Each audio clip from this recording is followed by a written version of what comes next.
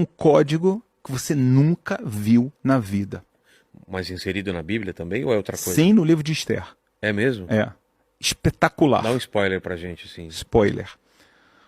O livro de Esther é o único livro da Bíblia que não aparece o nome de Deus. Ah, é? O único, pode ver. Tá? Só que, tradição oral, Tá. você vê que tem, às vezes, lá o livro de Esther é o livro que conta sobre o império, tá, de um rei chamado Ahasverosh, que era da Pérsia, e era um rei muito poderoso. Os judeus estavam lá, veio um primeiro-ministro extremamente antissemita chamado Haman, falou, olha, esse povo não presta, vamos matar todo mundo. Antes disso, Ahasverosh, que era o rei, tinha matado sua esposa, que se recusou a vir num banquete vestida de globeleza. Viu como eu sou moderninho, mas não é mais moderno, né? Isso é da minha época de... Eu falo que é minha outra encarnação, tá? Mas ela se recusou e ele acaba casando com Esther. Só que Esther não fala que ela é judia.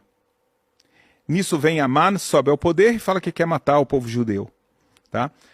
E aí Esther declara um jejum de 3 dias para todo o povo, e ela está com muito medo de falar com o rei, tá? E no final das contas, o que acontece no final das contas? Que ela se revela, eu sou judia, e essa pessoa é malvada, e o rei acaba com um decreto, manda matar Haman, os filhos dele, etc, etc. Tá? A gente tem uma tradição que sempre que está escrito o rei Ahasverosh, era o rei Ahasverosh. Certo. Quando está escrito só o rei, é Deus. Ah, é? É. Você vê Esther falando depois da morte de Haman. Depois, ela fala, se eu posso pedir mais uma coisa para o rei, Para Deus. eu quero para Deus, mas está escrito o rei, tá? Tá. Eu quero que você enforque os filhos, os 10 filhos de Haman. Eu quero que você faça isso. Qual o problema do pedido dela? Eles já tinham morrido. Desculpa, ela fala assim, eu vou pedir para, eu peço para você amanhã enforcar os 10 filhos de Haman. Só que eles já estavam mortos. Aí você fala, calma aí, o que ela está pedindo? Você tem um código no livro de Esther, que ele foi decifrado, mas ele é incrível. Se eu tivesse aqui um pergaminho, eu posso te mostrar isso na internet agora. Tá? Você vê que sai o código exatamente de 1 ano. Quando é o amanhã? Porque amanhã pode ser amanhã, pode ser no futuro. Exato. Como será o amanhã? Tá? Eu ainda sou brasileiro. Então, ela pede um amanhã para Deus e ela fala que tem que ser 10 e ela fala a data. Mas em código. Você vai ver isso lá. Entendi. Olha que coisa impressionante. 2000 anos depois, Holocausto. Acaba o Holocausto, tem o julgamento de Nuremberg. 23 são os maiores criminosos de guerra. Tá? Tem 23. 11 são chamados, dos piores vão ser condenados à morte. A gente está em 1946 e são 11, a gente falou 10 filhos de Haman, ela pediu só 10. Enforcados. Nessa época já tinha injeção letal, já tinha cadeira elétrica. Enforcar é uma coisa muito arcaica e primitiva. Tá? Mas na véspera da execução, um se suicida. Sobram 10. Sobram 10 exatamente como ela pediu. E eles decidem enforcar eles. Como se não bastasse. Você pode olhar, eu olhei no New York Times do dia. Você pode encontrar isso na internet. Tá? Alguma data de outubro de 1946.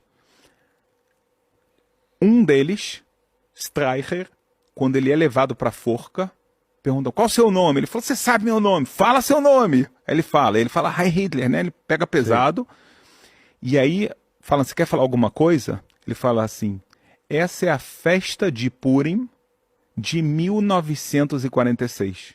E assim ele vai embora do mundo. O jornal fala, o que é isso? Festa de Purim é a festa comemorada no livro de Esther por causa da salvação do que aconteceu. E ele fala que é o ano de 1946, todo mundo sabe exatamente o que Esther falou.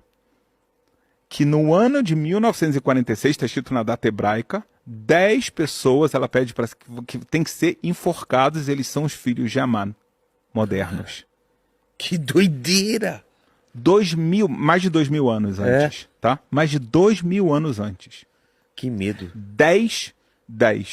A data certinho. Forca.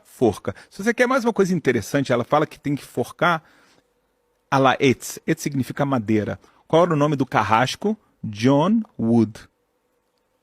Nossa. Mas essa aí é só de curiosidade. É demais. É demais. É demais. Se você vê, tá?